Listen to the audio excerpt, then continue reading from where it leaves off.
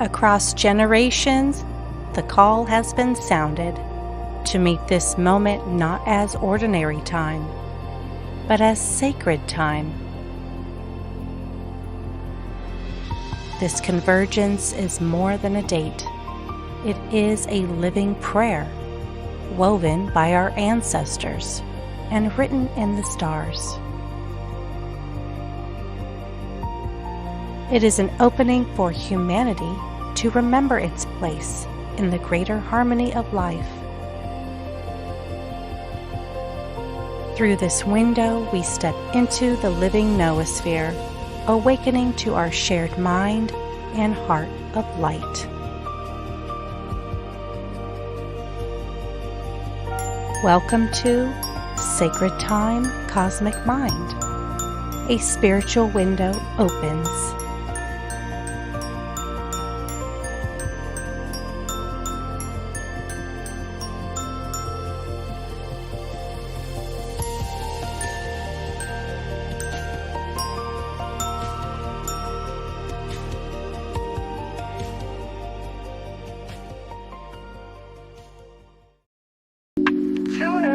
With the Galactic Spin Podcast, expand your view.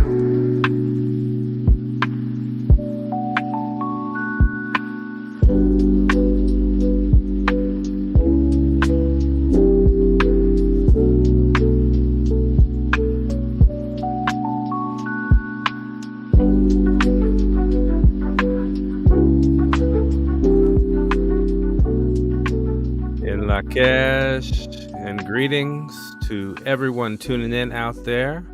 Welcome to the Galactic Spin Podcast, episode 48.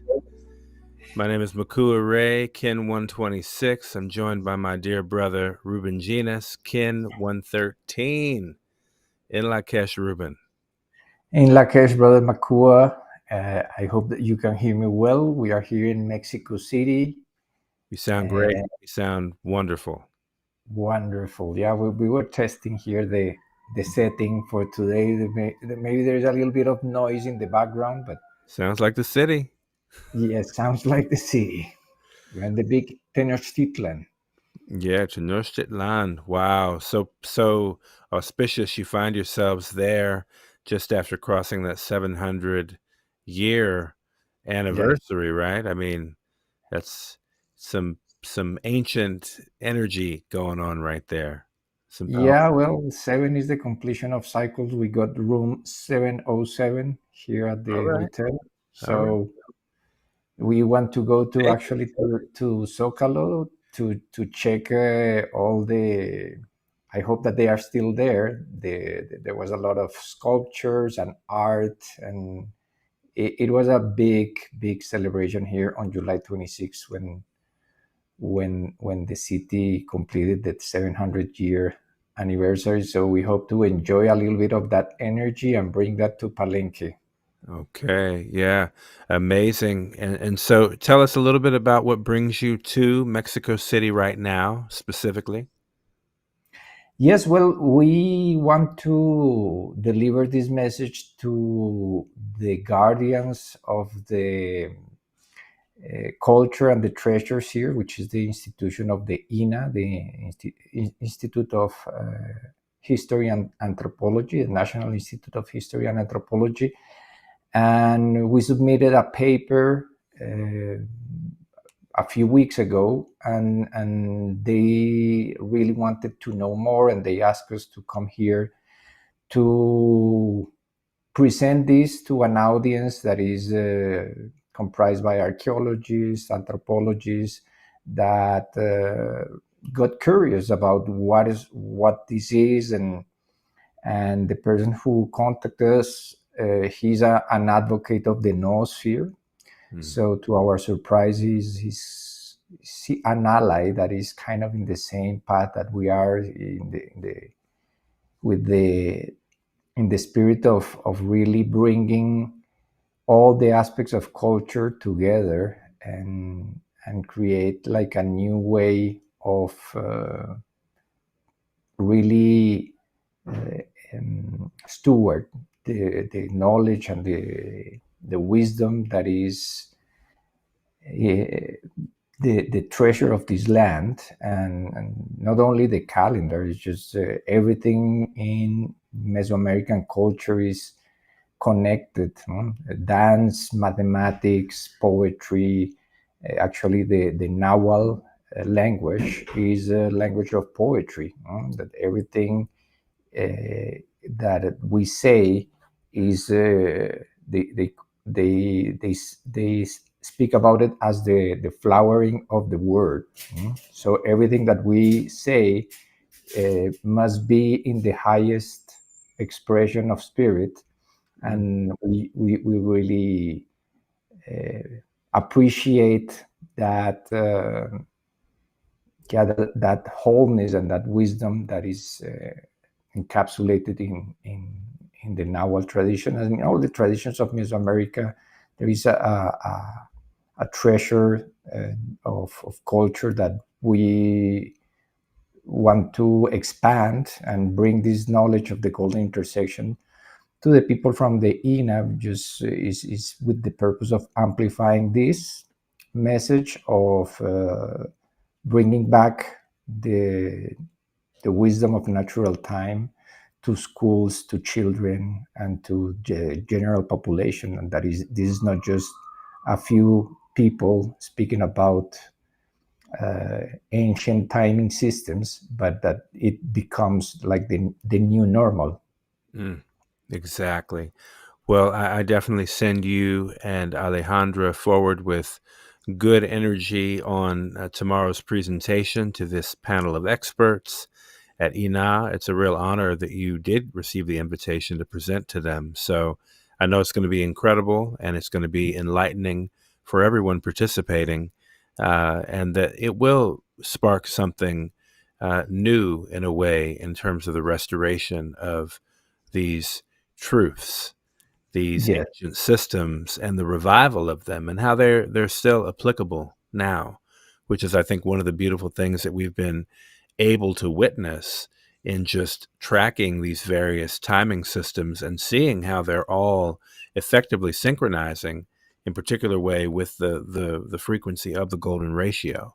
Just to be able Yes. to present that as a very clear base mathematical interpretation and observation, I think is fantastic, because the Yes. more normal as that can be, the better. And then that can become something that is relative to education and teaching children about the beauty reflected in nature and how there are mathematical principles that also speak to that or express that.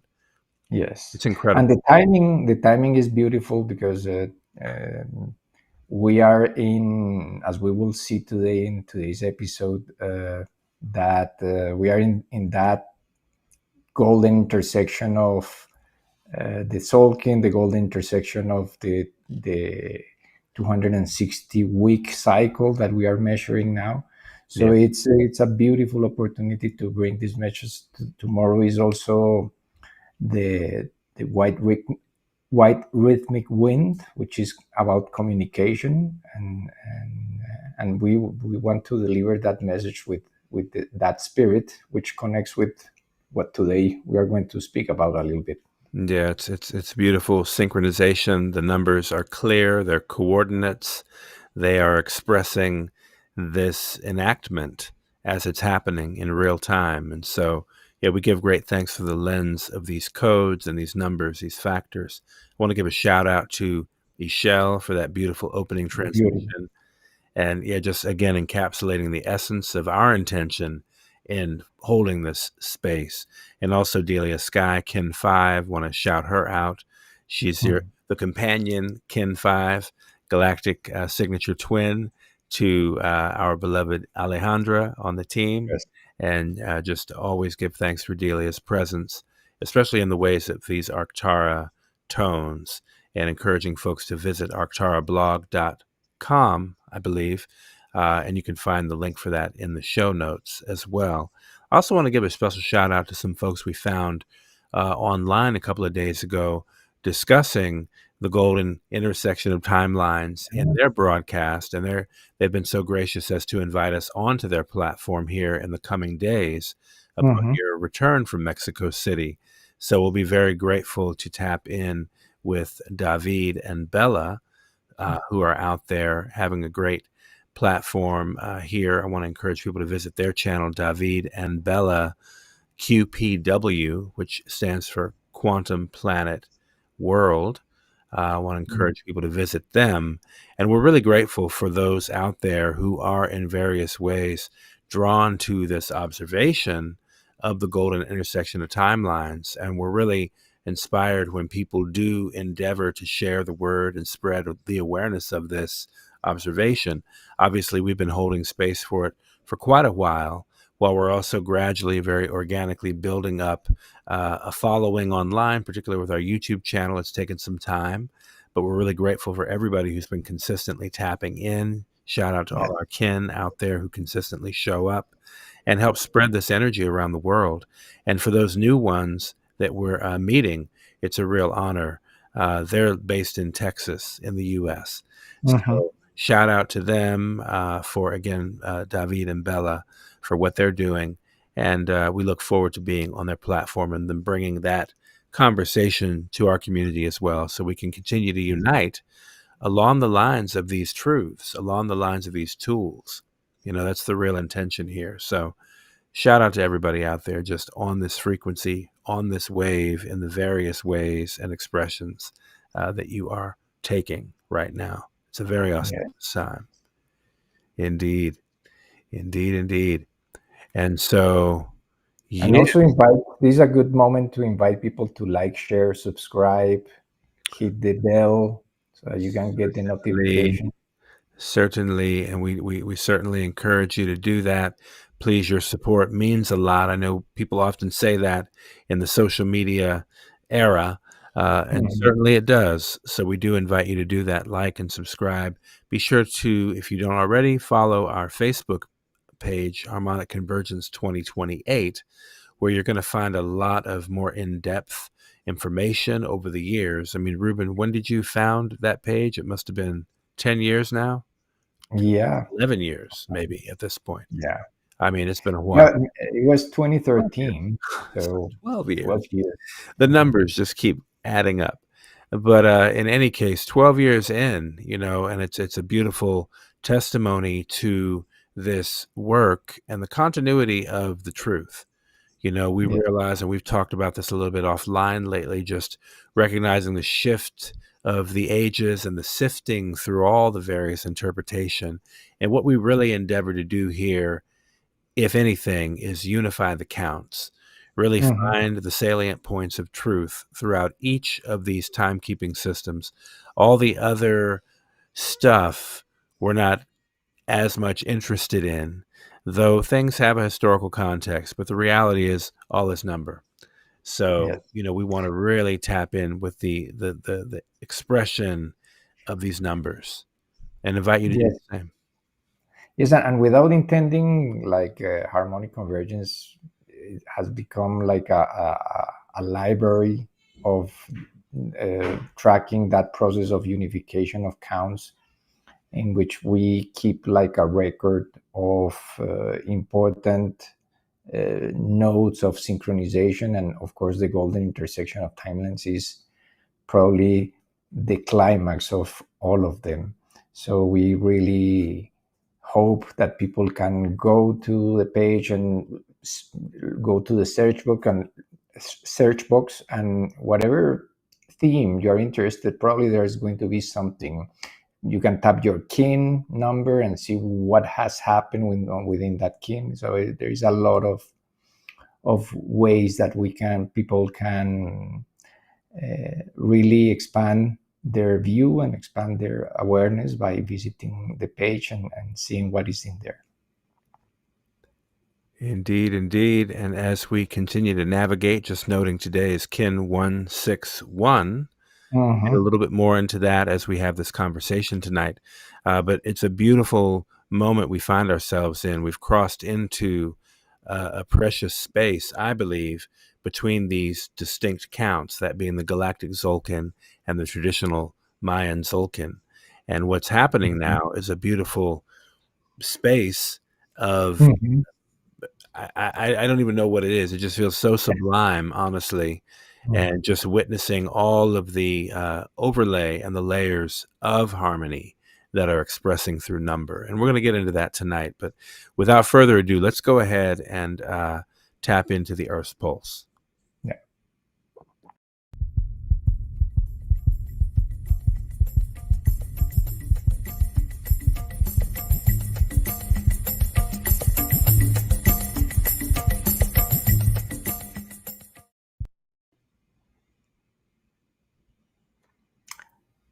And as people have been noticing for the last few weeks, we always track the movements and the activity of the sun. And yesterday was actually the self-existing sun day, Kin 160. And we receive a double whammy from the sun. There is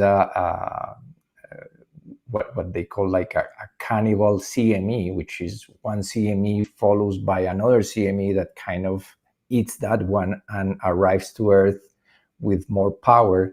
And as Space Weather is reporting today, they are saying, as predicted, a CME struck Earth's magnetic field today, September 1st, around 2100 UTC. The impact was abrupt and strong, bringing solar winds faster than 600 kilometers, 1.3 million miles per hour, a fractal of 13. This sets the stage for category G1 minor to G3 strong geomagnetic storms in the hours ahead. So we are basically under the effects right now of this incoming plasma. Wow. If the storm becomes strong, auroras may be photographed in the US states for as far south as Virginia, Missouri, and Colorado on Monday night. Wow. So Right about now. Right about now.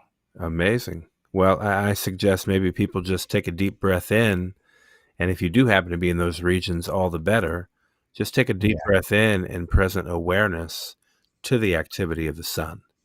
Yeah. Because I would say at this time, that's the big director, as we've said before.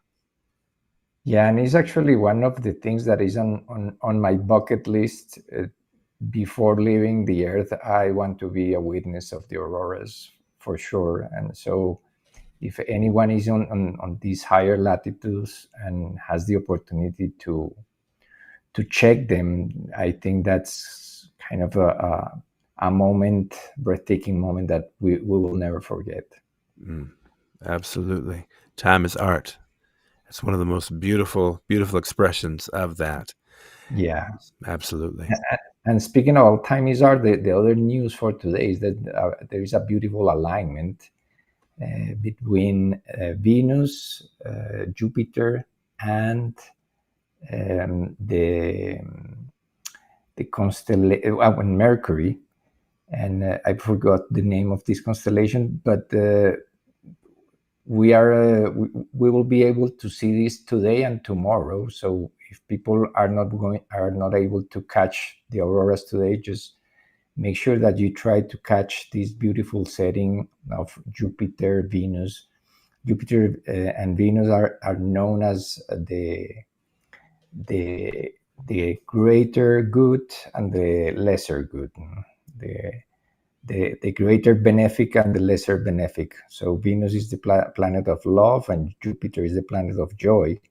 So there is a beautiful opportunity to bring those energies in and connect with that pulse of those two celestial beings that are driving also the symphony here on Earth. So we want also remember that I think we are still having a few planets in retrograde. So this is a moment of really looking back to our relationships and our personal journeys. What is there that still needs to be revised and observed, so that we can be for that golden intersection, be super clear, be a pure and empty vessel, and receive these frequencies. That's really wise. I mean, even right now, we're encouraging people to really be cognizant to what they're intaking in terms of just thoughts. Obviously, it's an important one, and always one we have to keep our sights on, right? But Yeah. even moreover, like the things we're consuming. So we're encouraging people to certainly stay hydrated at the very least. Add a little salt Yes. water to your water, for example, for greater hydration. And just do little things that you can do to be as receptive and clear at this time, and as you were mentioning, also being willing to do some of that review as necessary of whatever that may mean to you. Obviously, nobody knows you better than yourself, right? Yeah. So we all know those areas, at least as far as we do know. Obviously, we also carry blind spots. But in any case, certainly taking the time to be still, connect with the earth, sit on the ground if you can, as you can, and just be receptive, and know that Yeah. guidance is just a matter of being a breath away as well.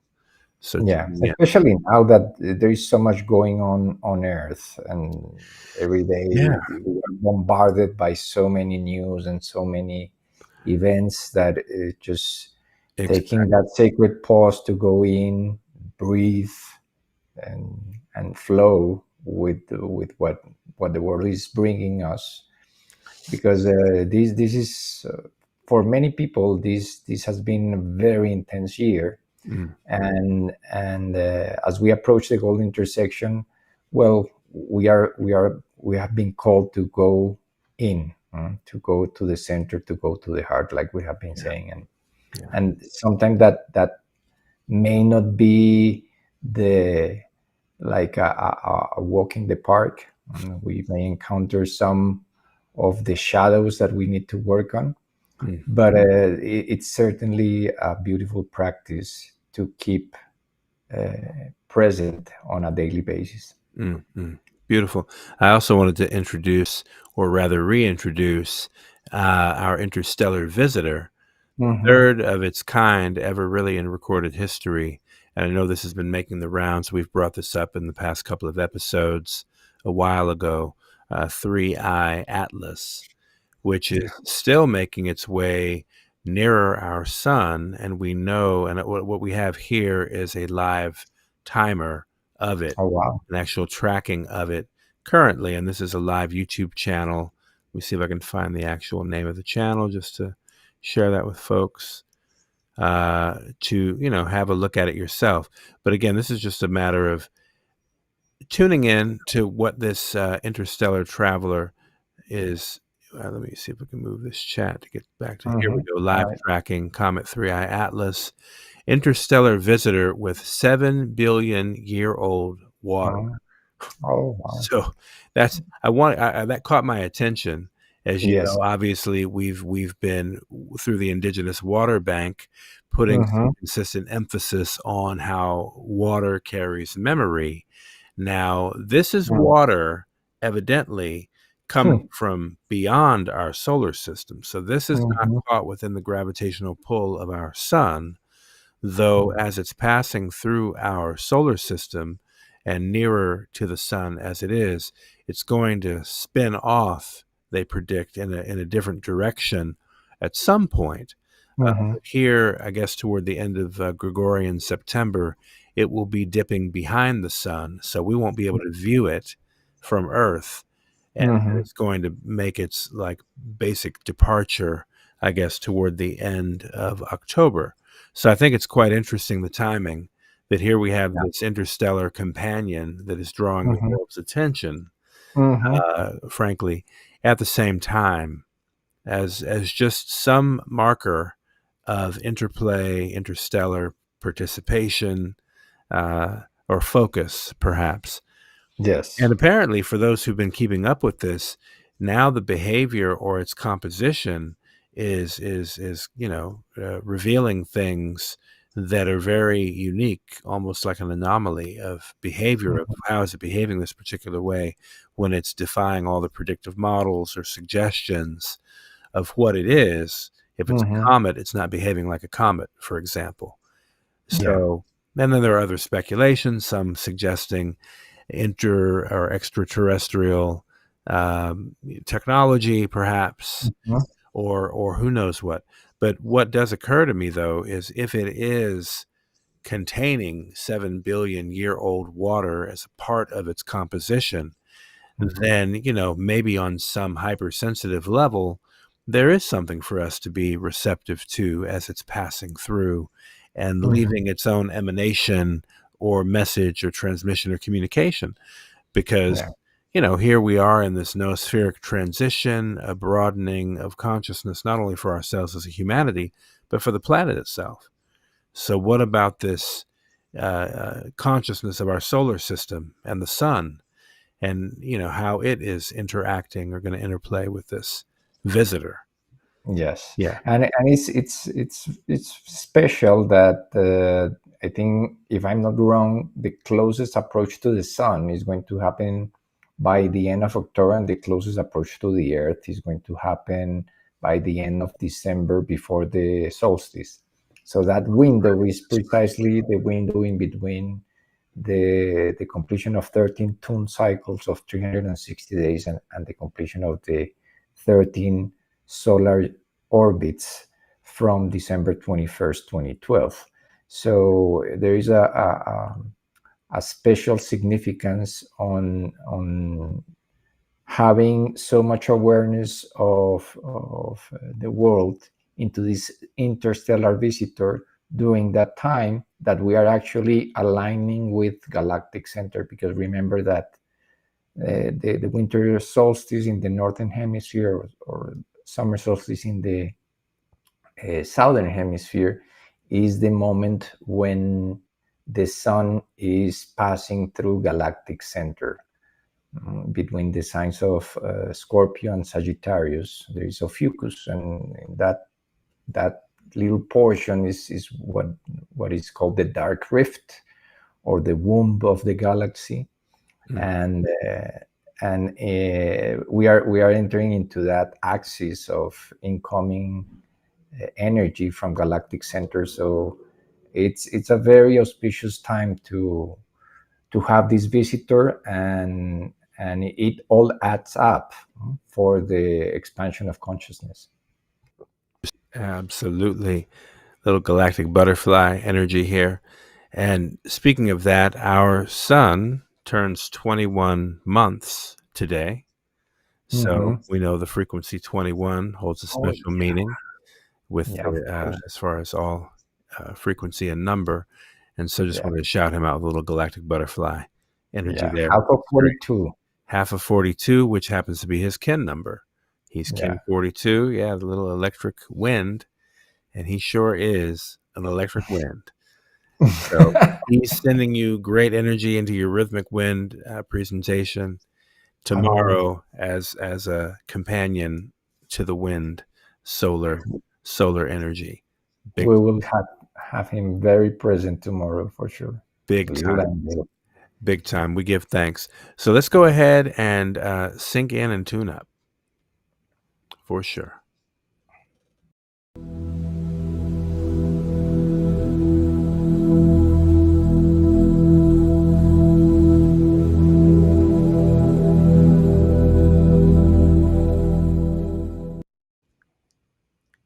Indeed. Navigating this yellow resonant seed year, we invite you to visit theharmonicfactor.com, download a copy of our version of the synchronometer.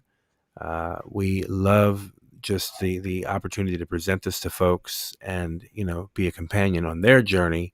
And we encourage you to get any form of tool you can really find that will help you synchronize and tune in. Certainly, we encourage you to get ours. You can visit other websites. We encourage all the other companion groups out there as well. We want to, again, unify these counts and certainly give a shout out to other timekeepers along the way. And as we are navigating, we know we are in the lunar month or lunar moon, as it were, of challenge. What do you have to say about this one, Rubén? Yeah, well, certainly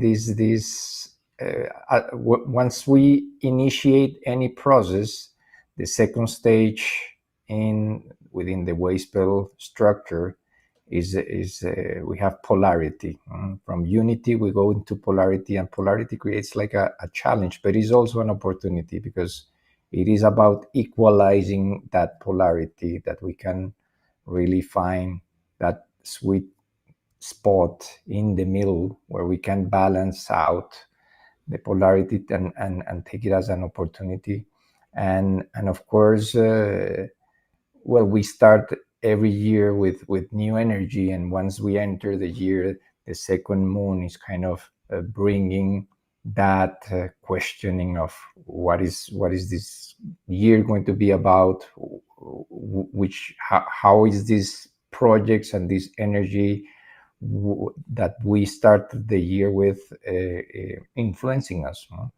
So it's a really good time to observe ourselves, observe that polarity that we all hold. We are all light and shadow, male and female. So it's keeping that balance, and this moon is actually coded by the white lunar world bridger, which is kin 106, within the fractal count of 13 moons equal 13 kin, or 13 kin equal 13 moon.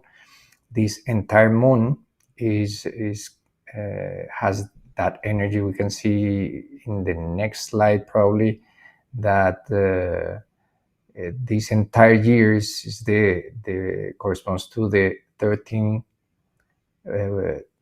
kin cycle of the serpent, which is life force, and our capacity to really use that life force to survive, like we are meaning here, spiritual survival within all the energies that are swirling around, and to follow our instinct. So this entire year is really about commanding that life force, and the world bridger is the energy of death, which is the opposite of life force. So that there we see the polarity really marked, because within the cosmology of the Solkin, we first have the dragon, which is the primal memory, the primal being, the primal mother. And then we have the wind, which is the spirit. And then we have the night, which is the void that spirit enters.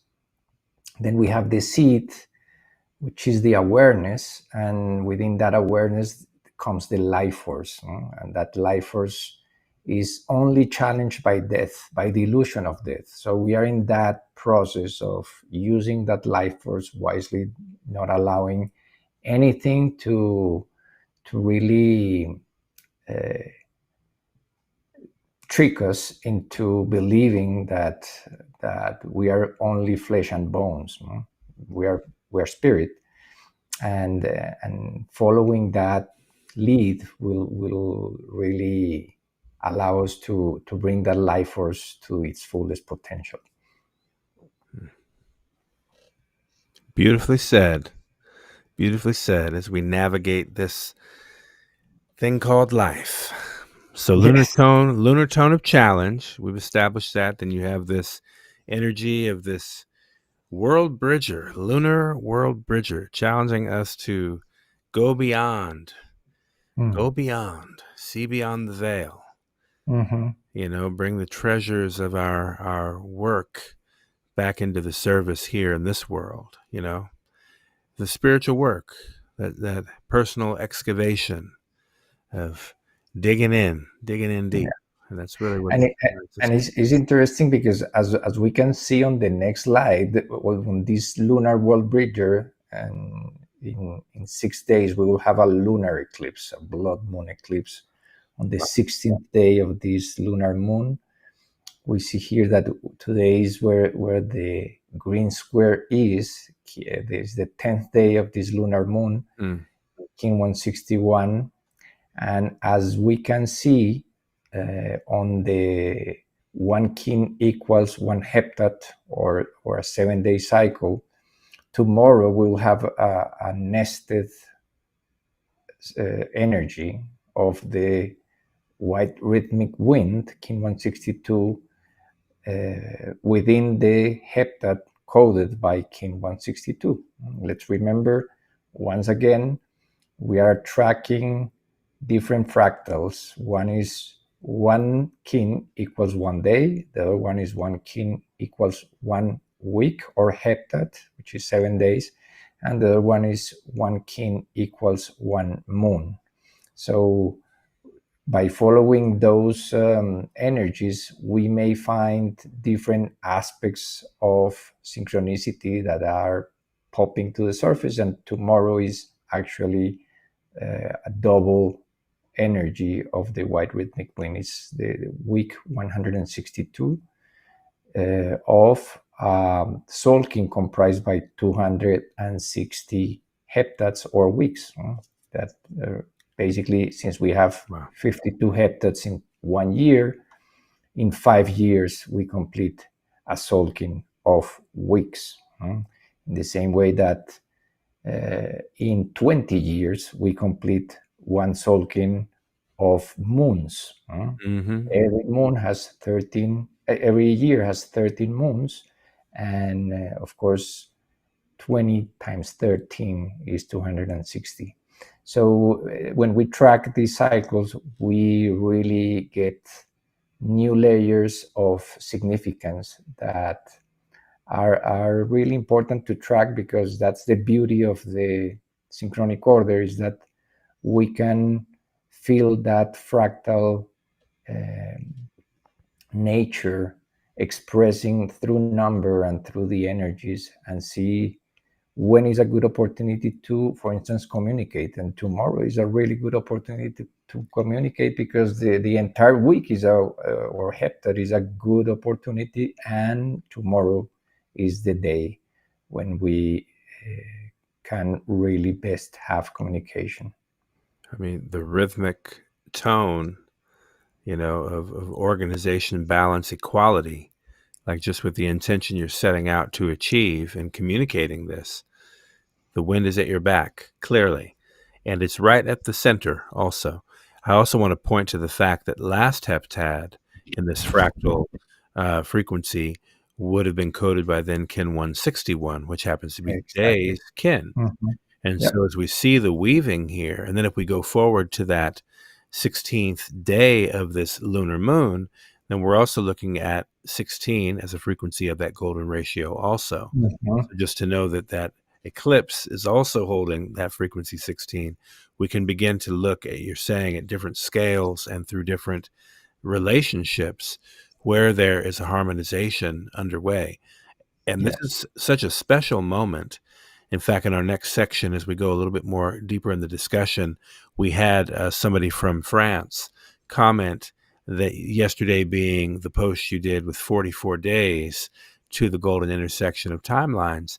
Somebody commented from France and provided a really beautiful review, and we'll go over that coming up. I just wanted to shout out that it was an extra little slide I snuck in there just to provide a reflection from them that I thought was really, really great in terms of seeing a lot of the weaving, what we've been pointing out. I'm just glad that other people are seeing it.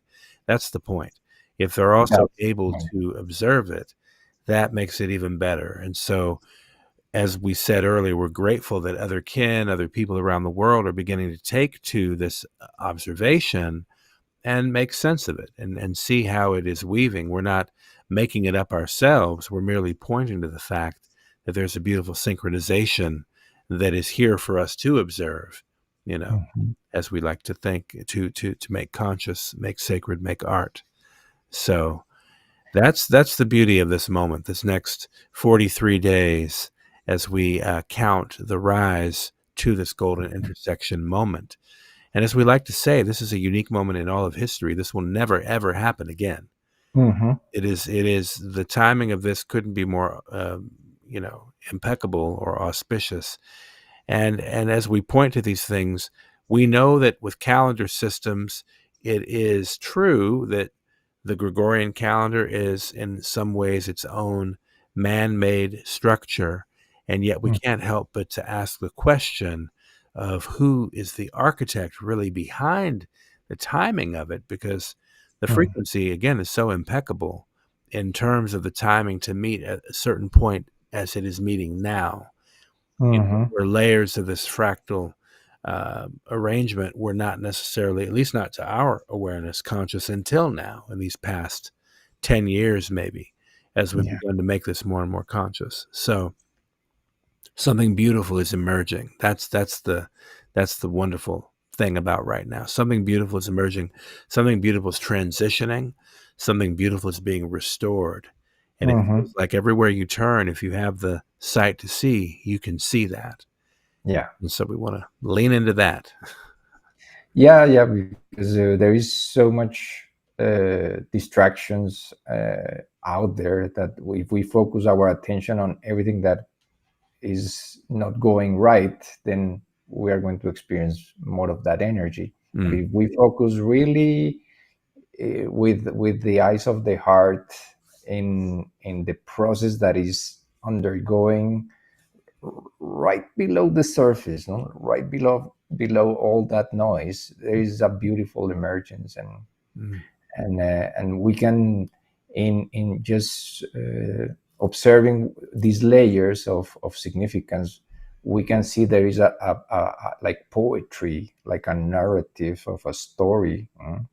Because we are the protagonist of that story. So here we are in the lunar moon, in the wave spell of the earth. We will have a lunar eclipse, and the transcending power of the earth. The last day of the cycle is the cosmic moon, the 13th moon. So that's kind of a story that is happening at a level of consciousness that we can only tap into it through the synchronic order. The Gregorian calendar has no qualitative really substance that we can use to tell a story like that. I would like to point out also, and I see there's a little talk about this in the live chat, we are also in Gene Key 40 right now. And as we're exploring the subject of spirituality in context tonight, it's interesting as we navigate through this Gene Key 40, because it is the shadow of exhaustion. And how many of us can relate to just feeling exhausted anyway, right? And then you evolve through the gift of resolve, and it feels like such a pivotal moment. We're in this choice point to resolve or to acquiesce in a way. Some people may choose to acquiesce and just return to that combine they've been a part of, just consciously or not, just kind of giving into it, instead of exercising the divine will, perhaps, to move through and beyond it. And divine will happens to be the Siddhic quality of G40. So again, there's a divine will at work. And also for those who do explore the gene keys, or are just beginning to even, or maybe have heard it for the first time right now, it is another lens that runs parallel with the codes that have been communicated through Dr. Jose Arguelles and Lloydine Burris during their grounding of these codes around the harmonic convergence and the Mayan factor, some of these other transmissions since the 1980s. And there was a wave of information released throughout our conscious sphere, we might say, as a result of the explosion of supernova 1987A. And that explosion catalyzed shift in consciousness here. And among that, those galactic codes include the gene keys and the human design system that precedes that. And so we're on a wave still. Right now, we're in effect being moved by cosmos itself to evolve. It's an opportunity, and it's reconfiguring our DNA at a most fundamental level. We are literally being mutated effectively by the effect of the sun. We have to really appreciate the sun is the director again, and it's through that emanation of the sun's energy and through the ordering of these codes that are also reflections of our own genetics that everything is getting activated right now, everything. Yeah. And so whether you're aware of it or not, you're getting activated. Now, when we can connect our awareness to that activation, that becomes synchronicity. That becomes as a lived field of experience. That's the norm. And that's why we love to lean into these codes and use them as a lens, be that the gene keys or be that the synchronic order and the galactic Zolkeen, or be that other enduring codes like the traditional Mayan Zolkeen. And those codes inherited from the Olmec that precede them. These codes are anchors. And they don't lie. They do not lie. They substantiate. And if you have the perspective to communicate and to comprehend what the codes are communicating, then you can see a very clear through line of order and structure expressed. And it's incredible that the ancestors could derive that consciousness from cosmos itself. Like these are codes of cosmic order.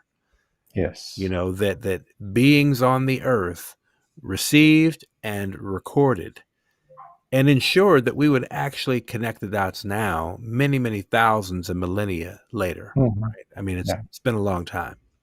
Yeah. And so it's amazing to be here now, to be making these things conscious at this most auspicious moment when it really, really matters most. Yeah.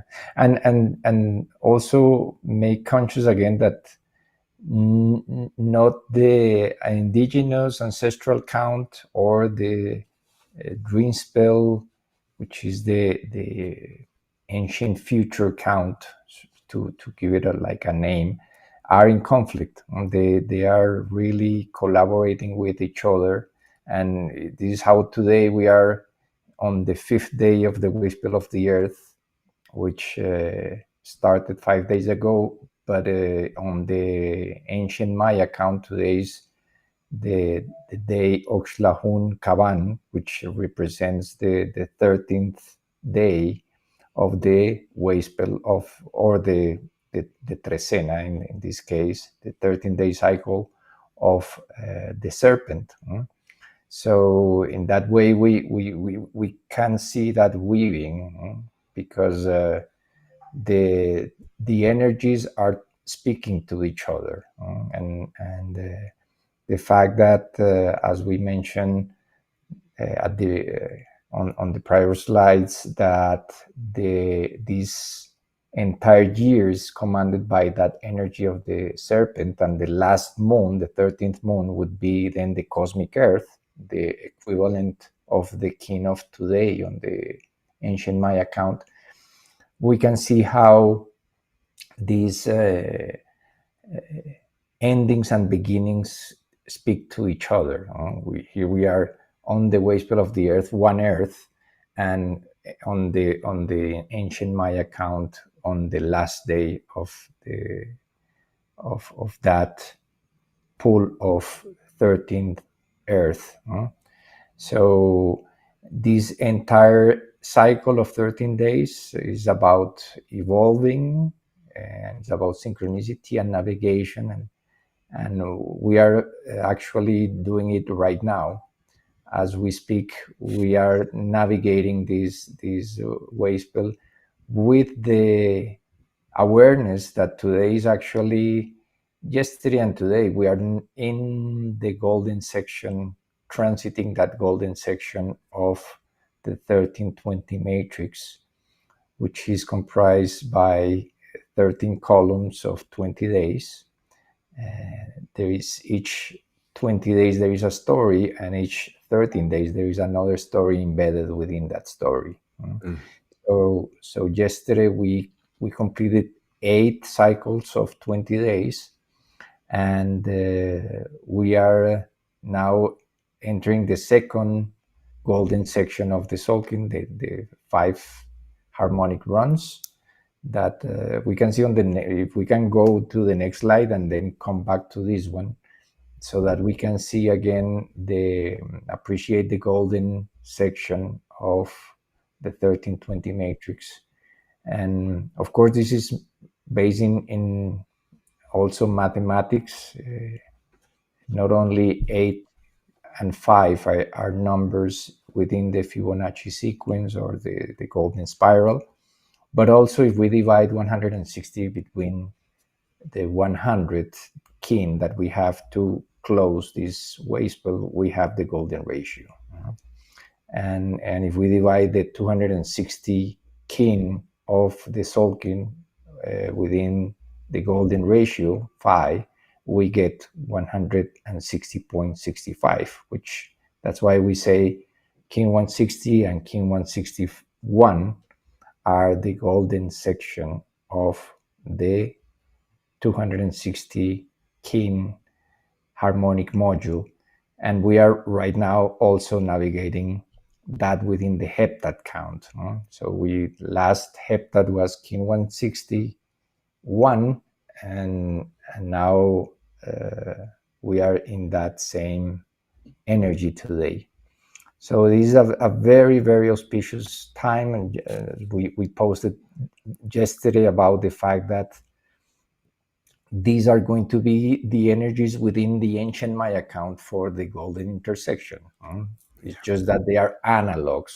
We don't say kin 160 and kin 161. We say 4 Ahau and 5 Imish, or Ok. I think the name for 4 is Ok, and for 5 is Ho. Today is, for instance, Ho Imish in that language, but that would be October 15, Ho Imish, really, in the ancient Maya count. So today's our brother Ephraim's kin in the traditional Maya, correct? Yes. Ho Imish, and he's going to actually he's doing a really beautiful 260-day meditation live, driving us to the golden intersection. He felt like this was a moment that was speaking to him personally, so he decided to embark in that adventure. So he's going to hold a 13-day retreat in Guadalajara as we are in Palenque, and it's all beautiful. We are all holding the same intention to bring this energy to redeem the theft of time that took place from October 4th to October 15th, and really make the best out of this golden intersection to bring rise the consciousness and bring more awareness about this. Absolutely. I'm so excited. Yeah. Honestly. I mean, it's just incredible what we're getting the opportunity to observe in such a way. So as we talked about on this slide, we see the golden section. We can see it clearly on the Tzolk'in itself. And as we also mentioned, here we are in the spin itself, 160, 161, today being 161. It's like you are here on those maps, right? And that's technically where we are today, right there, right in that energy. So powerful. And in a couple of days, kin 163 will bring us back to the Out of Time 2013, that's why we added that green phi there, because that was the midpoint of the 52-year cycle that is called New Sirius 1, that goes from 1987 to 2039, and July 25th, 2013 was that center of that cycle. And then on the next day was the yellow galactic seed, galactic synchronization. We will complete 17 Tzolk'ins, 17 being the number of the Earth, again, within the wave spell of glyph 17. We will complete 17 galactic spins from that midpoint of the 52-year cycle. a midpoint that Jose defined as galactic synchronization, as the arrival of the new galactic beam, which is like the wave that comes, the breath from Hunapku that arrives to the shores of the Earth, and is a 104,000 tun pulsation beam. So every 104,000 tun, there is a wave that sweeps the Earth and that brings new energy, new programs, new light, and that's what we are also closing within this wave spell of the Earth, that moment of the arrival of the new galactic beam.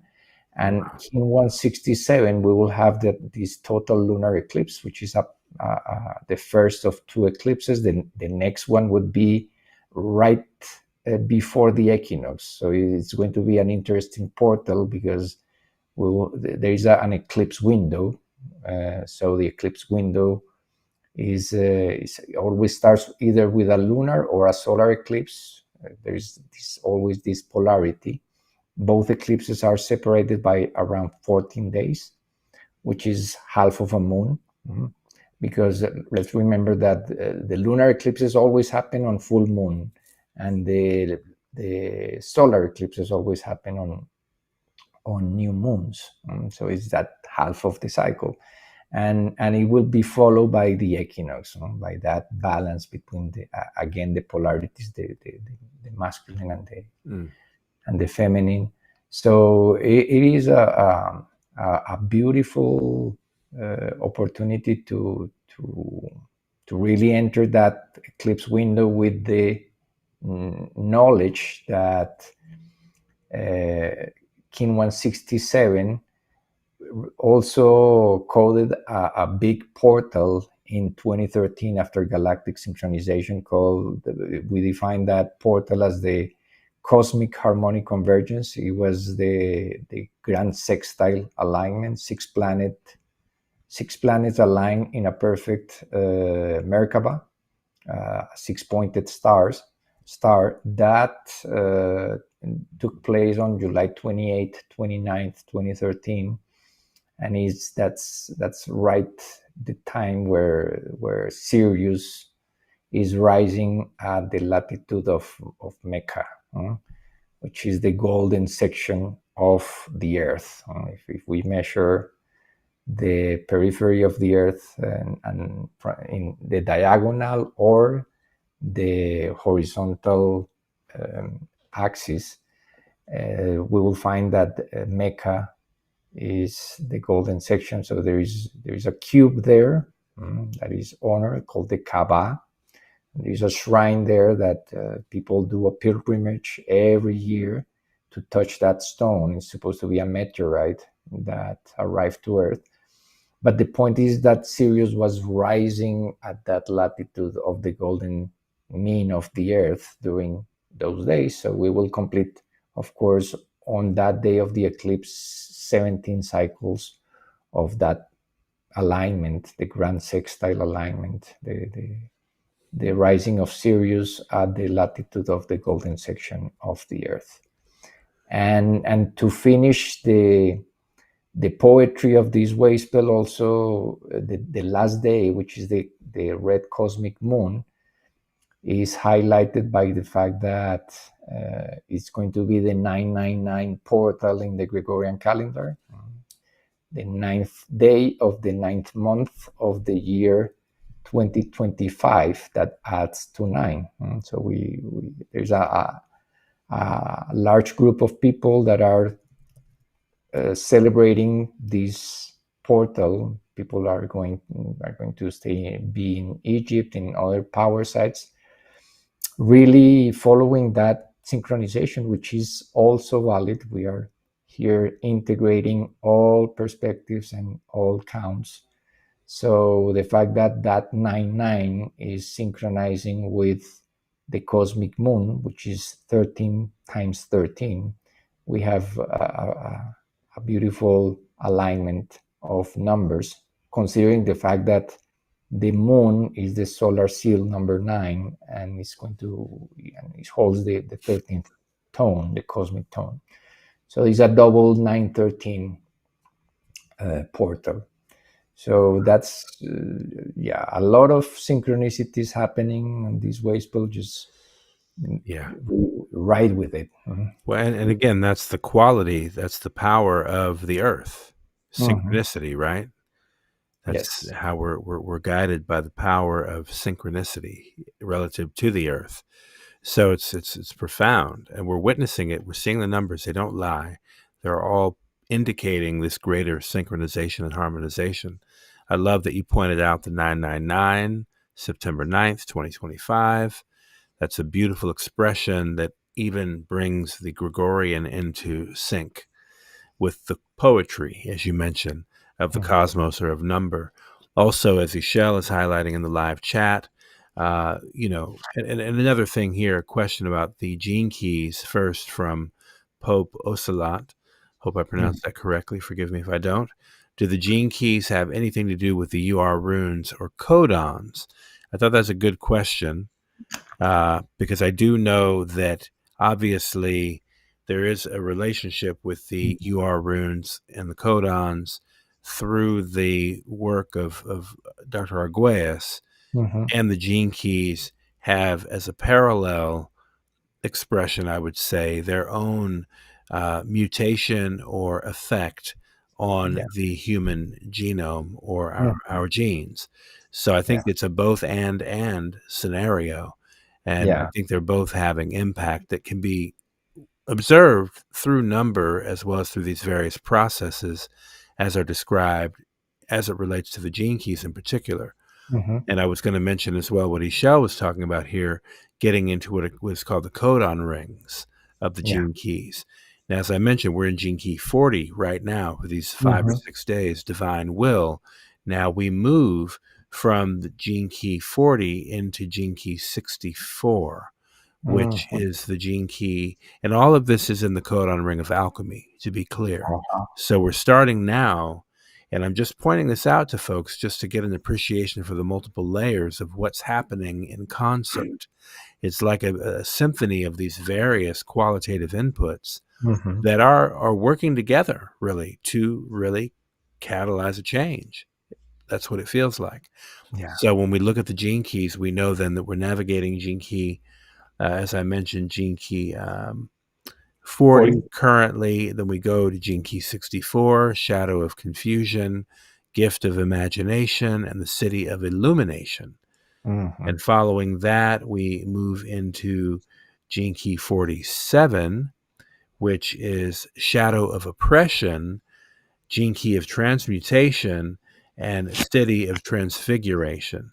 And I'm pointing these out just to kind of give a sense for what we can expect on some level throughout the course of this red earth wave spell, but then in the following wave spell to come, when we enter that white dog wave spell, we're going to continue in kind of this ring of alchemy. So the timing is such that ends in gene key 6, this codon ring of alchemy. And gene key 6 is shadow of conflict, gift of diplomacy, and the citic quality of peace. Peace.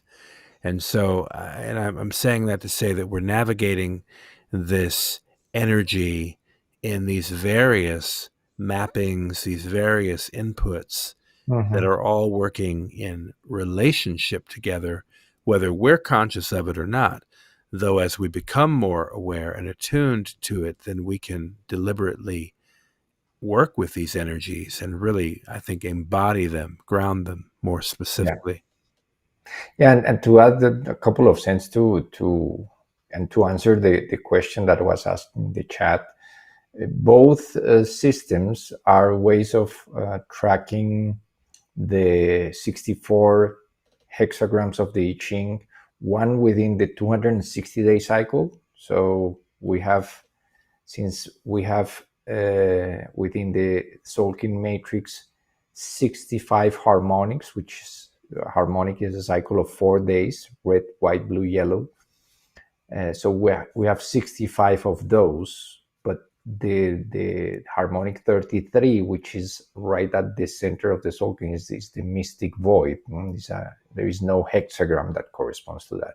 So we can basically track both systems, because the Gene Keys is actually following the 64 hexagrams around the solar year.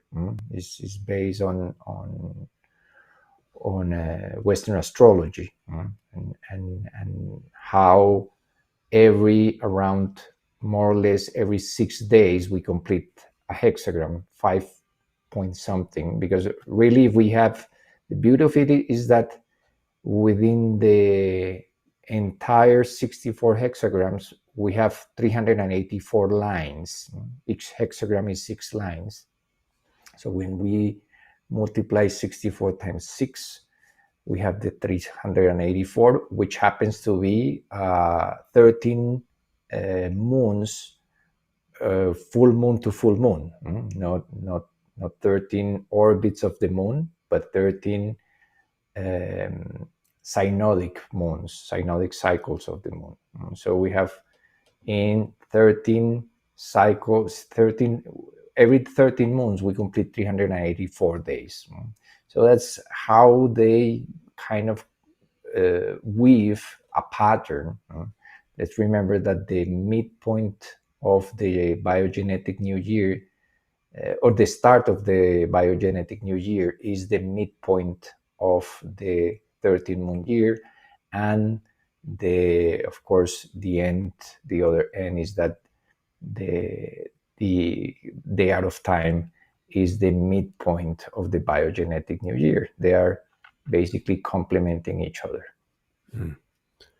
Indeed they are. And I'll bring this image up again, just demonstrating in the Tzolk'in the golden angle.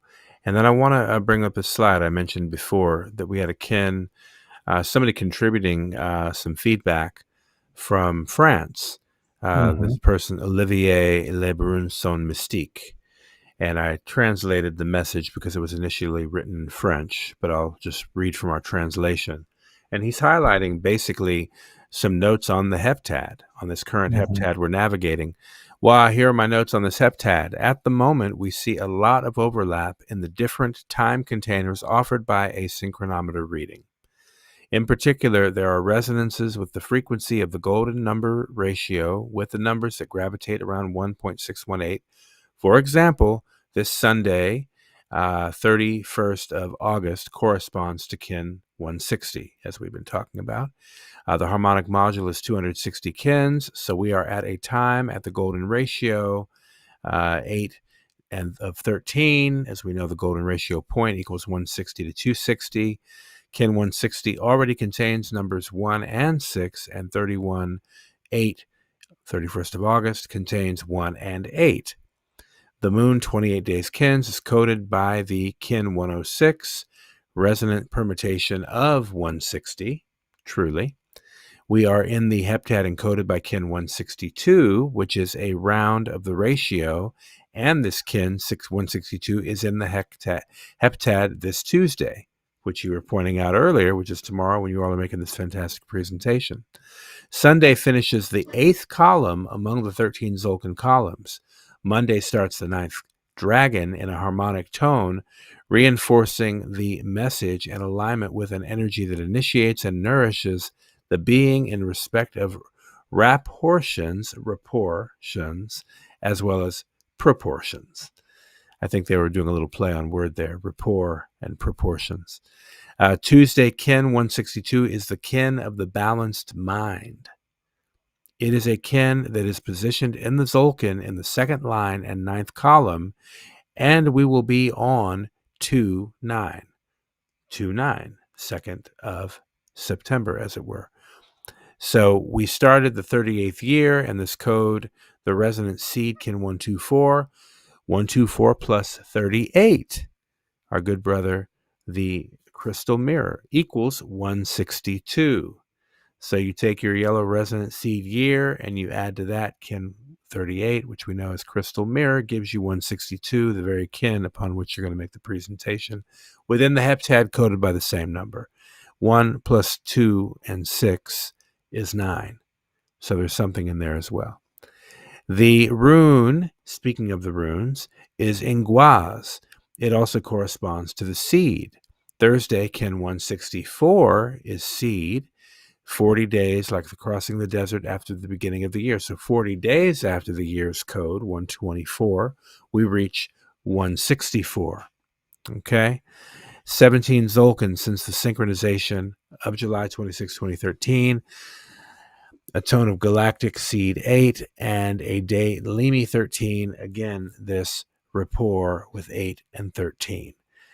So I wanted to share that because I was really impressed and appreciating the effort of Olivier here in posting that, because I shared on my wall and he replied on my wall to the post from Harmonic Convergence yesterday. So that's how that actually came through, was somebody tuning in from France who's obviously tapping in with the information, and very astutely so. I mean, that's the layer of appreciating the fractal cycles, and just a wonderful example, I think, of somebody reflecting to us what we've been sharing all this time, and just to be able to speak in this code effectively and to see the same things mathematically and in number that we are reflecting mutually.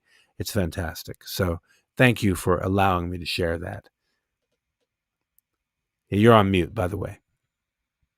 Yeah, thank you to Olivier for this very, very beautiful post, and this synchronicity about the galactic seed on Limi 13 is beautiful, because that's the golden mean again.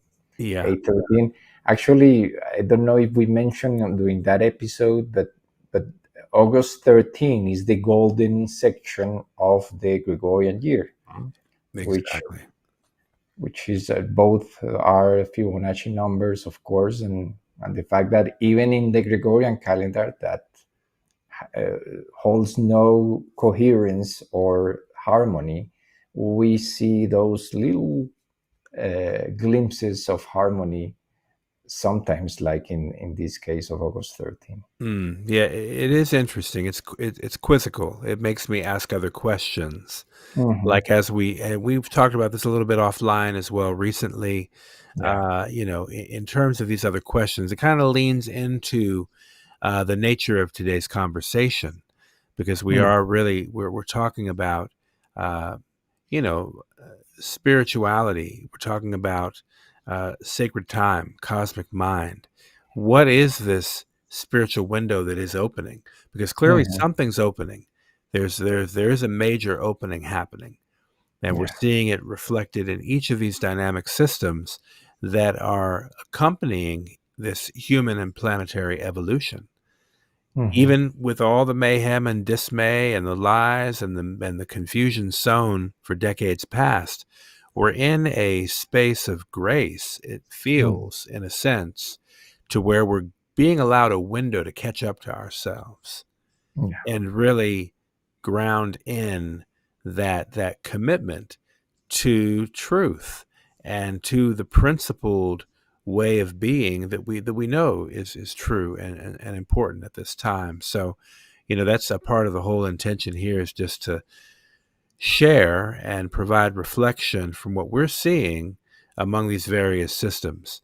And it's incredible. It's incredible. So, with that said, I want to go ahead and shift gears a little bit, and then we'll jump into some reflections along the theme as we're talking about just in really, again, the sacred time, cosmic mind, and this spiritual window that we are witnessing the opening of at this time in Lakesh.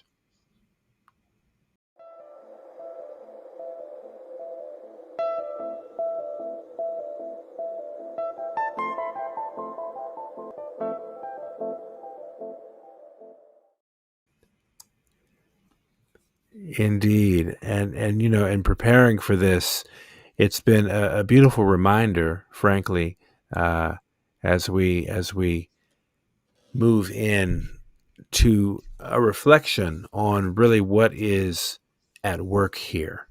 When we talk about this, as we wanted to put in the framing these 7 days in completion of this cycle. We know we're in the 3rd episode of this 7-day sequence. So I want to invite you, Rubén, to kind of speak to what the spiritual quality and where that shows up in this framing, and just bring some clarity to that. Yeah, well, what happens is that the golden proportion, the golden ratio, has a multidimensional spectrum of significance, and we already covered the historical, the mathematical, but there is a spiritual aspect behind it. And we, in just exploring language, we see that the word spirit and the word spiral they have the same root. So this is actually taken from the 13 moon almanac, or the 13 moon synchronometer, the harmonic synchronometer, where we say that time is not linear, is not flat, and it's neither represented by a circle. Time is a spiral. The word spiral and the word spirit have the same root, serving us as an invitation to observe and notice that consciousness, spirit, moves in a spiral fashion. And we add like a quote from John Major Jenkins, which really describes this principle in a beautiful way.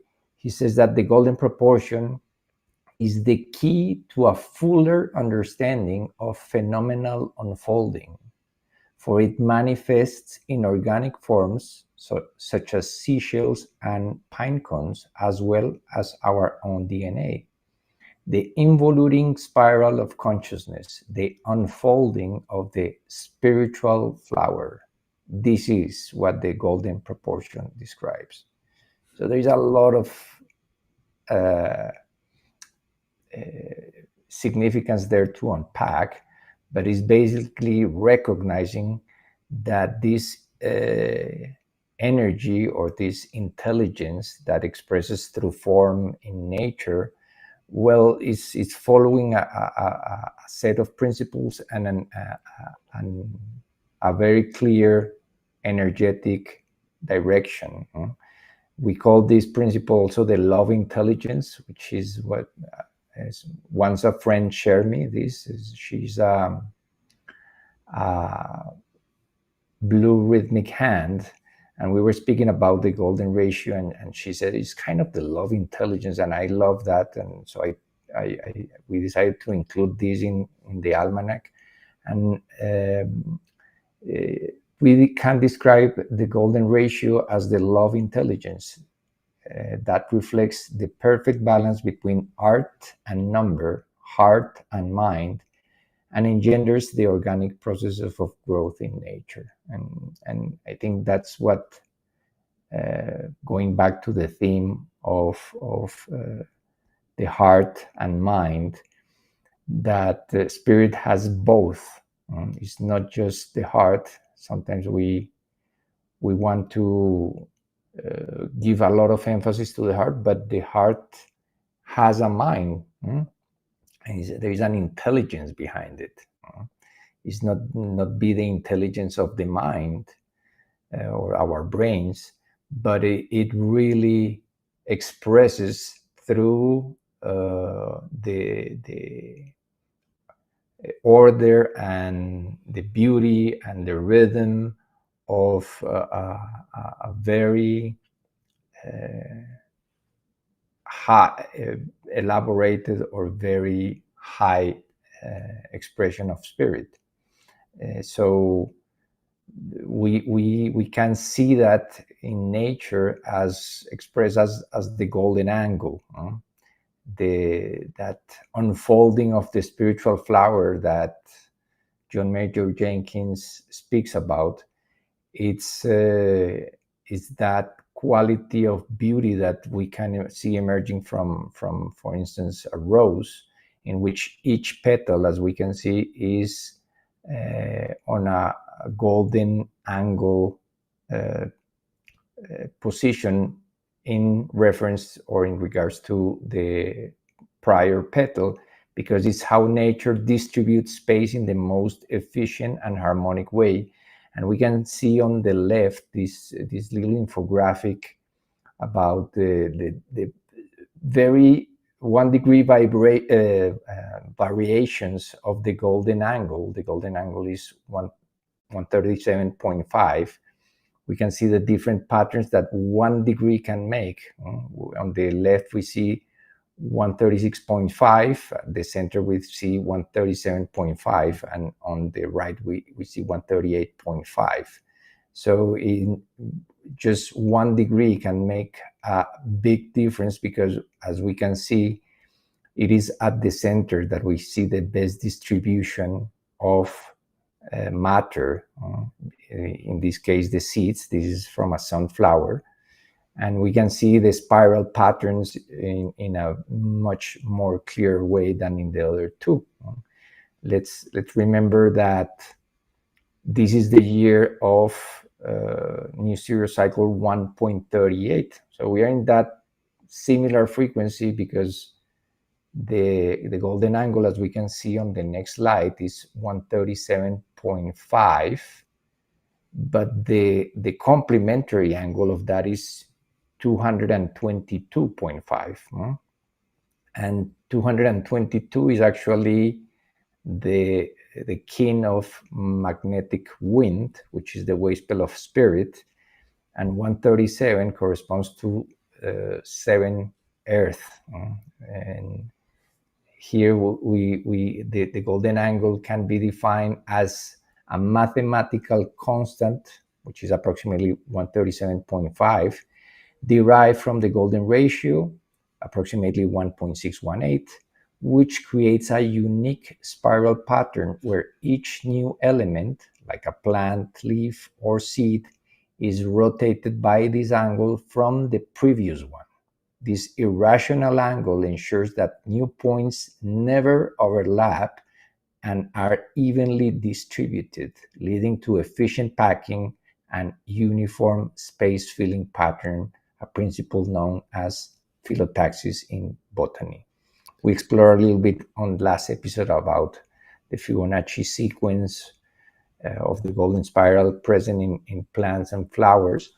But here we can see as a principle, the golden angle being the principle, the mathematical principle, that through the number is speaking to us also, because since we can apply fractal meaning to those numbers, as I mentioned before, 222 is magnetic wind, and 137, as we can see on the next slide, is the red resonant earth. And the red resonant earth was defined by Jose Arguelles as the Lord Abu Tikab, which is the spirit that dwells at the center of the earth. So there's this concept based on Mayan worldview, that there is a spirit at the center of the earth that is orchestrating everything that is happening on the surface and below the surface. And that energy of Lord Seven Earth, or that spirit that orchestrates everything, is perfect, because as we can see in the Solkin, is located right at the central axis, or the mystic column of the Solkin matrix. Let's remember that each row in the Solkin is the same energy. So we have the distribution of the Earth glyph is row 17, and each one of these has a different tone, and it happens that the 7th column holds 7 Earth. We see that central channel is really the kind of the it's called the mystic column. It's a central column that brings the spirit in. And especially this year is special because the red resonant earth is the occult power, or the opposite in the mystic column to the yellow resonant seed, which is the year bearer, the energy of the entire year. So they are within the Solkin matrix. They are on the opposite sides, or the two poles of the horizontal axis of the mystic column, and they are the only two resonant tones, the resonant seed and the resonant earth, which together add to kin one. All within the cosmology, every kin has an occult power, and the sum of the kin and its occult power is always kin one. So we go, they're complementary, and they when they complement, they go back to oneness, which is spirit. Everything is moved like the meme that makes the round. There is only one of us here. Spirit in many disguises, playing the game of Lila. Indeed. What a game it is. Yeah. What a game. Wow. Well, this is beautiful. Thank you for the illustrations here to help us visualize the essence of these numbers and the significance of them. I mean, obviously, I wanted to mention, in fact, that when I hear something like phi 1.618 is an irrational number, that's interesting. And because it's just, I guess, then suggesting perhaps that which is ordering this thing seems irrational to our ability to think or comprehend. And it's like, how did we as humans get so far away from that we would consider that which is the ordering principle of everything to be irrational?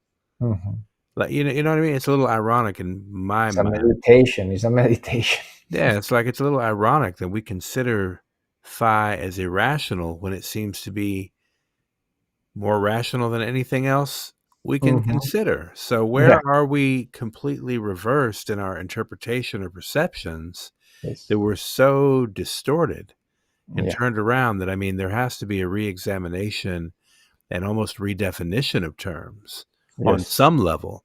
And I think all of this really plays into part of our spiritual responsibility. I don't think our responsibility is to go along and just take everything at face value for what it is, the way it's been thrust upon us or forced upon us. I think we're spiritually responsible for questioning everything. And I kind of joke with Ishel because she's kin 16, and as a frequency bearer, that's the golden ratio right there, 1-6. So she, as anybody who out there who is encoded by the yellow warrior or passes through that at some point, knows the quality of questions and fearlessness and all of that. So it just seems to me that there's a lot that needs to be questioned right now. And we're in perfect golden proportion to take it upon ourselves to question everything. In fact, if we're not questioning everything, even if the authorities of the day, as oftentimes we try to measure our knowledge or perspectives against the authorities of a day, as though those authorities even really have our best interest at heart. How do we even know if they do or they don't? We don't necessarily know. So we have to question everything. And we also have to stay the course, because what we're doing now by recovering and uncovering certain things that have been obscured and, made to, I guess we've been made to be separate from these aspects of ourselves as well as our treasures of humanity. I mean, we have to stay the course to realize the fulfillment of the correction of the course. Because not only do we have to stay the course, we also have to correct the course. And that's a part of this challenge, as we're in this lunar tone of challenge. We're in this moon, where we're in that challenge frequency. It's upon us. And Yeah. so I'm just suggesting that we have to be able to pose a challenge, even as you all are going to do tomorrow for some people who may have a different worldview or perspective on things. You're going to introduce people to a perspective. Maybe they didn't know the historical mathematical frequency of the Gregorian calendar, Yeah. or that perhaps the designers of the calendar, like Augustus Lilius, whom we know very little about, to consider he's the one whom the Lilian count is named after, that on October 14th, 2025, we arrive at 161,802, and the following day, 803 days of this calendar system at its 443rd anniversary. What was the architect behind that encoding thinking?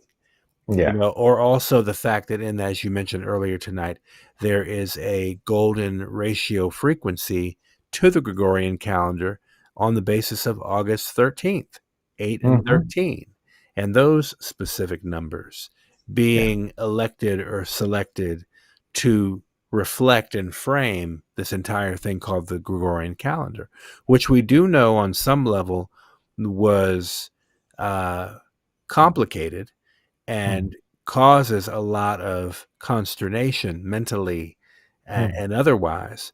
And yet, on some level, in some future casting sort of way, it's as though perhaps Augustus Lilius future cast the Gregorian calendar, for all we know. I don't know. But it might seem that there's some future casting going on there. Yeah. And I was saying this to you offline as well. We talked about this before, that we can look at the golden ratio and know that it is a mathematical reflection of spirit. We can see the way spirit expresses through that mathematical constant, right? We can see that. And that constant is qualified or characterized as irrational, ironically. Though we also can appreciate how some of these sciences or observances can be used and, in a sense, future cast, and therefore used as a way to try to ascertain a sense of maybe, chance that things might be this or might be that on a basis of this otherwise naturally occurring mathematical impression.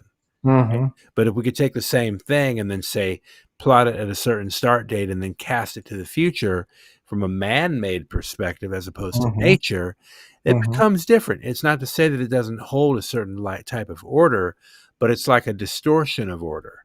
Yeah. Because I think anytime we as man try to put it and say this is what this is and it is so, that there's always that aspect of the unknown that we don't necessarily leave room for consideration. It's like the idea of easing God out, ego, right?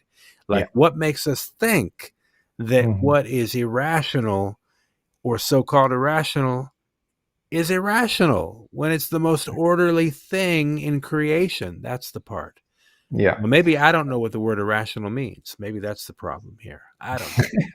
But on the basis of these words and these energies, everything is mixed up. Yeah, and discerning what is man-made and what is natural, and what is kind of orchestrated by the unconscious mind in a way that is still a reflection of those universal principles. Because while studying these and preparing the materials for this presentation, I was also noticing that there is a difference between the signing of the papal bull that enacted the Gregorian calendar and its actual enactment. There is an interval of 233 days from February 24th to October 15. And those 233 days happens to be Fibonacci 13, is the 13th number within that spiral. That's what I'm saying. So again, it's no coincidence. Yeah. That's apparently my favorite line. But it's no coincidence. That tells us right there was a deliberate future casting of the Mm. Gregorian calendar on the basis of the golden ratio. And I want to Yeah. also mention here, Ishel is popping in there to say, and I had the name incorrect, not Augustus, but Aloysius Lilius. Aloysius. Yeah, Aloysius Lilius. That's a little bit more modern name than Augustus. So, given his timing when he was on the scene. And I would have to assume he was a contemporary to Pope Gregory the 13th. Yeah. So Sure. therefore, physically around, would have been here after the advent of so-called Fibonacci, right? Given his placement in the timeline and the attribution that people who came after him tended to attribute that golden ratio pattern to his name, which is in a sense a bit of a misnomer. In fact, it seems like he didn't even want to be credited with things like that. He himself, Fibonacci, it was, several centuries after he was gone that other Europeans began to overemphasize his name, kind of completely neglecting where he got it from, even though he himself was noted to give credit to the Arabians and the Indians from Eastern India, where the awareness of this really rises from back in 200 BC or something like this. Yeah. So it is important to note those things. But yeah, I mean, on some level, at the same time, you can't blame Fibonacci for people who 600 years after his death are going to name things after him when they revived it. But it was in that revival of things that we also know the risk of grave manipulation occurs. Yeah. And it creates a really interesting dissonance then when it comes now to our work of unpacking this stuff, but also having, as you said earlier, to discern between the application of such. Was it applied with goodwill in mind, or was it applied with how can we create predictive programming or manipulation over the populations now? Yeah. Because both are possible. And so I think as we're navigating this, as we're guiding and being guided through this process, we are inclined to invite in a spirit of discernment, to be able to navigate this with greater clarity. Because as we approach this golden intersection, we know that we don't want to attempt to bring in things in the new frequency that are of the old frequency that are not a match for where things are going. Try as we might, then there still is sometimes a risk of bringing in some of those old programs, and they try to sneak in the back door, as we're in a process of evolution and we're in a process of refinement.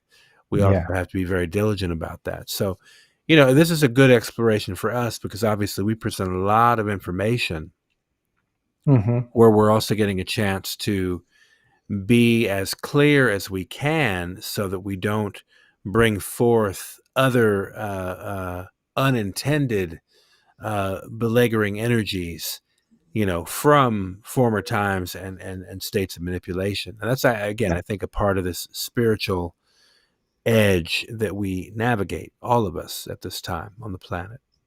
Yeah, and let's also keep in mind that those who win the wars write history, and of course, we still live to a large degree within the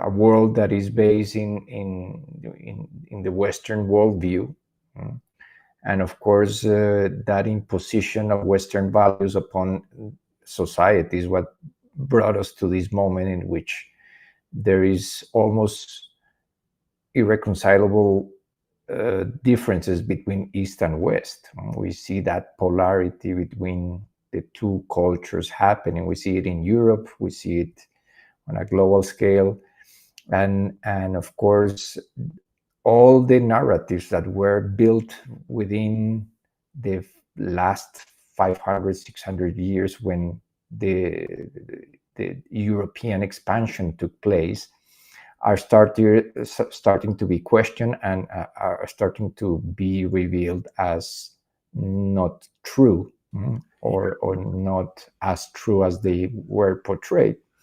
So this is, as you mentioned before, a time to really question with intelligence, with that love intelligence of spirit, what is true and what is not true, and what resonates and what doesn't. Exactly. And of course, we were also commenting this offline. We present this podcast in English, which is part of that imposition of the English language after the British Empire expansion. So here we are speaking in that language, but using the language to really question the narrative with an open mind and an open heart, so that we don't get lost in the words, but it's really more transcending the words and seeing beyond the narratives. And I think that's the beauty of the language of number, is because they do allow us to go beyond the words. And then when you can be receptive to what the number's communicating, you get a clear perspective, I believe. You get a really clear channel in terms of what the numbers are communicating. And so I want to mention also, as we see some other data coming up in the chat, I just want to shout this out. Thank you, Michelle, for the research.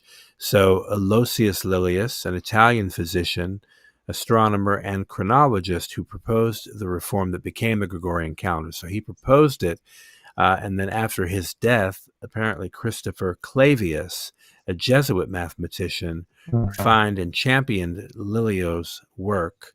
And then Pope Gregory XIII enacted it in 1582, as we know. Yeah. So that's again, and as you were just rightly mentioning, I mean, these distortions have endured in many cases. And, they say what a lie you tell long enough becomes fact, basically. And King El Rey chimes in here, cross-contamination and manipulation has to be corrected. Exactly. Because you can't put a false input in to the next phase of a system expecting it to, be functional or operational. It's going to now be contaminated with something that effectively eroded the former system too. So this is where, again, I think part of that is having the filter, and words can be contaminated. It's true. And words can also get in the way. And again, that goes back to the beauty of number, because yes, words are very confusing, hence the Tower of Babel and all the confusion that has espoused for the past several thousand years as a result of that confusion. And it's interesting, however, at the same time, we're returning to a tapestry of number that effectively is inclusive. It's including everything. And if we can attune ourselves to the 1320 frequency, we're going to be able to level up our ability to communicate both energetically as well as telepathically even. Into a layer as broad as that being the noospheric layer and the mind of Earth. That those are the heights, effectively, as we start to fine-tune and weed out the confusion, that we're going to be able to be able to access. And this is on a basis of number. And so we're really grateful, though, just with all the perception and all those who've gone before us to bring us to this now moment, where at this leg of the effort, we can be here as part of a crew on the planet, to restore the facts, to restore truth, and to question things, of course, as we're talking about. Yeah, and be like vessels for the new to be reborn, for consciousness to really enter into the next stage of evolution, which is the noösphere. So we are attuning to that spirit at the center of the earth, hearing the planet, hearing that intelligence that permeates all layers, and becoming part of it, not becoming isolated in our own minds and our own egos, our own conceptions of the world, but really resonating with the numbers, which is the language of nature. Aho. I got inspired to want to go to a music break here. I know we have a lot of great music, high resonance vibes out here we can share, but I wanted to pull one from the records here called Celestial Waters from Mystic Column. We haven't heard that in a minute, and then we'll get into the closing section. But I just want to again thank you and everybody tuning in the live chat for all the contributions, all the communication. Certainly thank you for staying the course with us. And here I want to go ahead and share this track. So we'll pop it up. And again, thank you everybody for tuning in and staying tuned. We give thanks for you.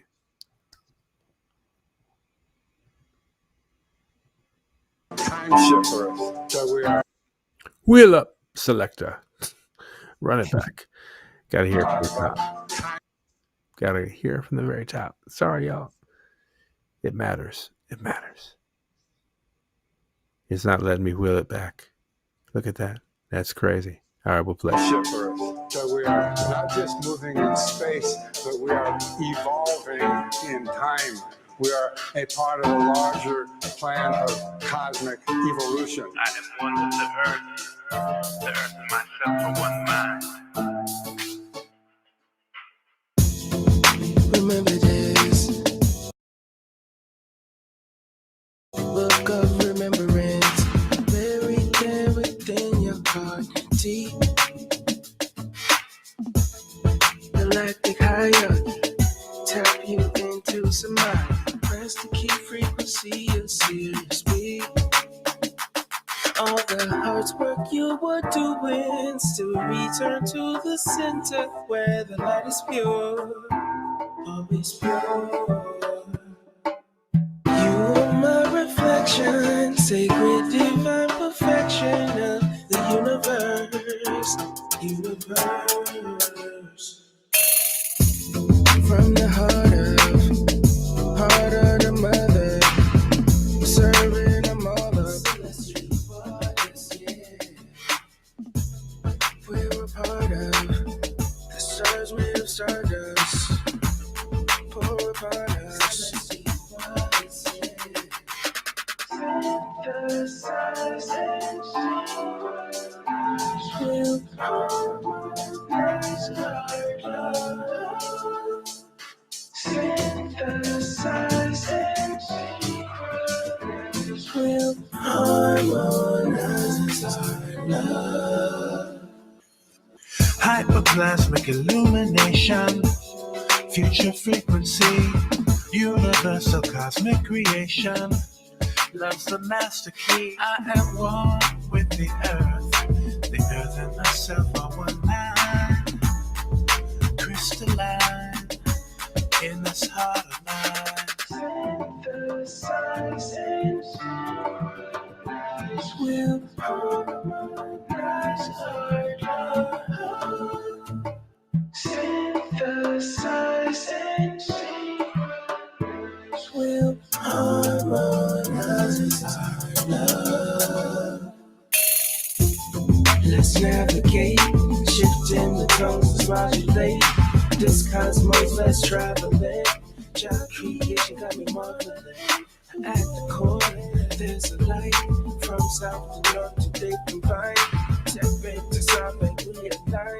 Shine in mysterious peace aside. Hey. We're also moving as a trajectory in time, an evolving celestial body moving in a trajectory of time. Check, 1, 2, yeah. Check, 1, 2, yeah. Celestial family, brood of humanity, galactic royalty. Yeah. We thrive in unity. It's you and me, I see, reflecting divinity. Oh yeah, we come from the stars and we're meant to live in the garden. Giving love from the heart, and my tribe will answer the calling. Yeah, we come from the stars, and we're meant to live in the garden. Giving love from the heart, and my tribe will answer the calling. From the heart of the mother, serving them all up. Synthesizing, synchronize, we'll harmonize our love.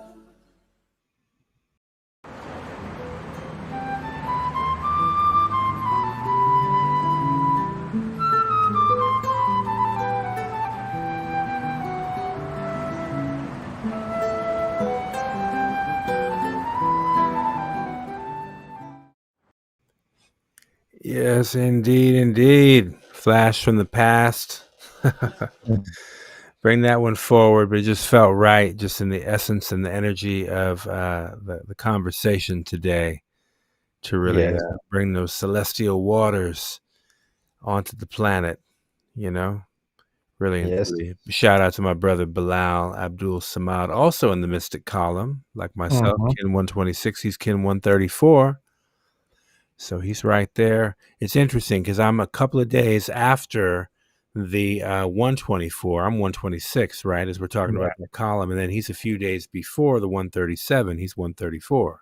So we're right there in between those two anchor points.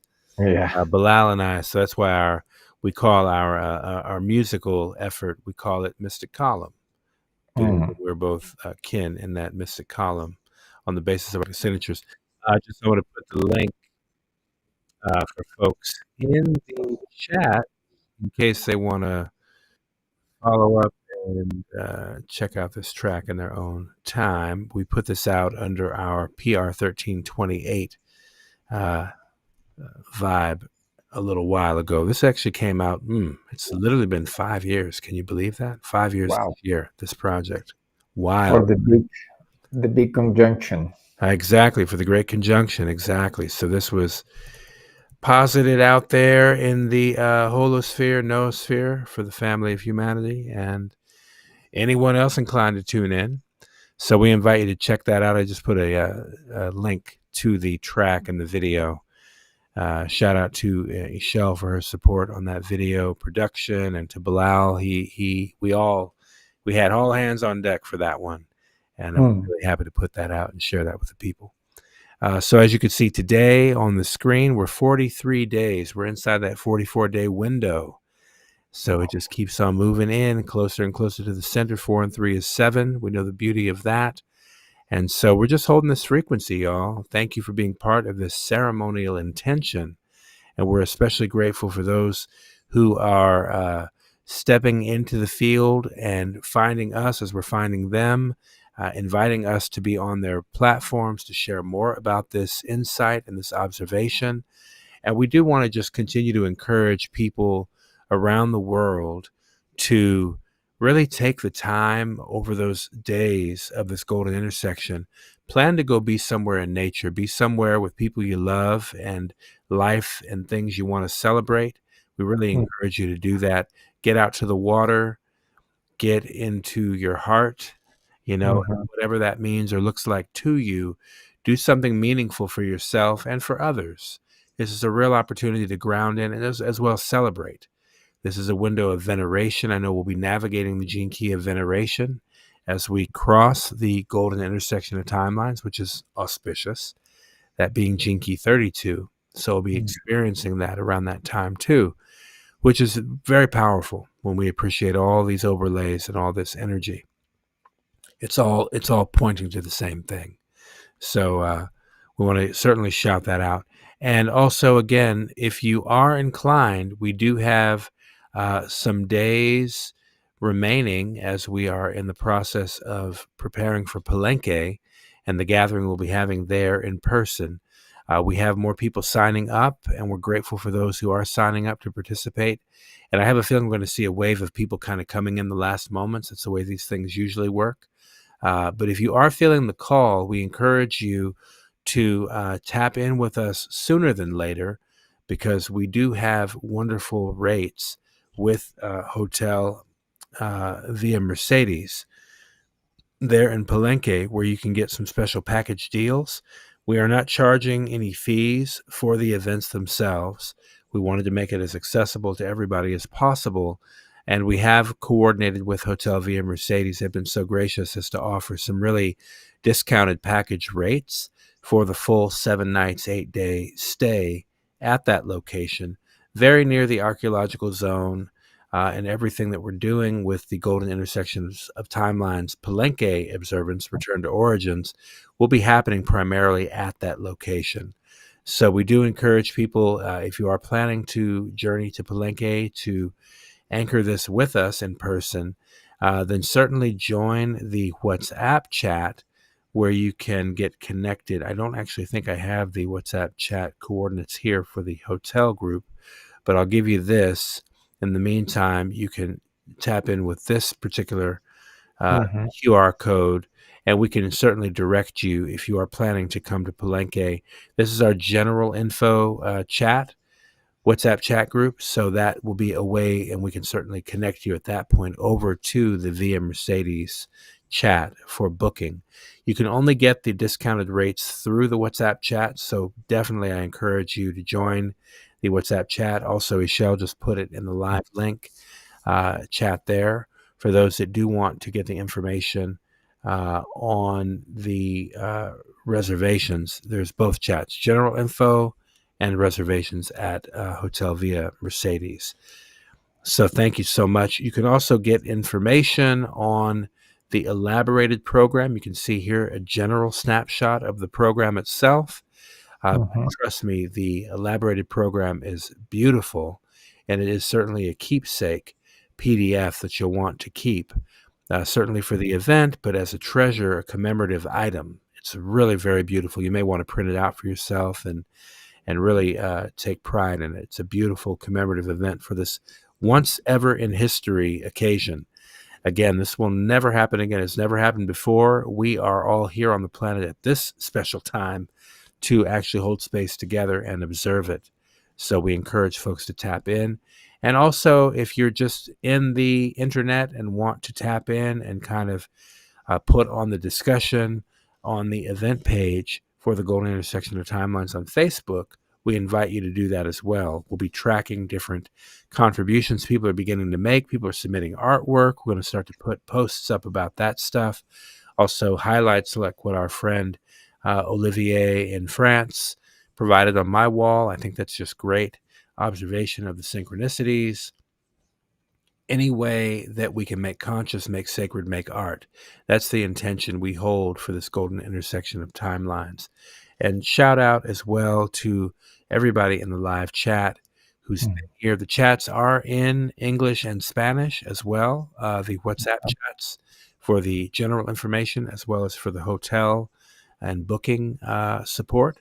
So feel free, whoever's tapping in with this, tuning in around the world, you can definitely get support in your language to the best of our ability.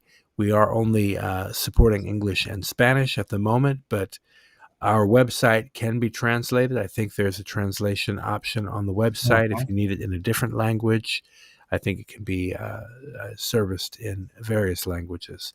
So again, we encourage people to tap in and get involved. And as you know, as we've been promoting since October 14th, 2016, we're promoting the awareness raising of the Calendar Referendum Initiative 2028. We're grateful to be able to present a new interpretation of this calendar, the indigenous calendar 1320 lens, synchronized to the 1328, with the Indigenous Water Bank Cooperative, as we'll be putting this on the record in the year to come. We know that the year Gregorian 2026 is going to be a big one for many reasons. And we know that this golden intersection of timelines in many ways is opening a completely new panorama for what is to come. So we're going to hear more about the things that we're doing and the things we're bringing forward for people's participation and interest. And to that point, I want to invite people also to visit, I'll put the link in the chat, but buildabetterworld.iwb.coop. And in this new paradigm, we're really inviting people to get involved in what it looks like to cooperate in the new paradigm and what it really looks like to declare and to affirm your human rights. We see a lot of violation of our rights happening all the time, and we don't have to stand by idly and just take that. We can actually make certain steps in collaboration and cooperation in reality under international law. And if you want to learn more about what that looks like, I want to invite you to become part of the Indigenous Water Bank Co-op, or IWB Co-op, an international consumer cooperative operating in the private sector as an INGO, meaning non-governmental organization, indigenous-led, indigenous-rooted. And so learn more about what that means. Visit buildabetterworld.iwb.coop, get involved, become part of this new wave in this new paradigm where real solutions are being evolved for indigenous people around the world, for human beings around the world. And the reality of it is about our cooperation and collaboration in this new paradigm. That's the only thing that's going to get us through. Anywhere in the world, I don't care who you are. That's what's going to get it.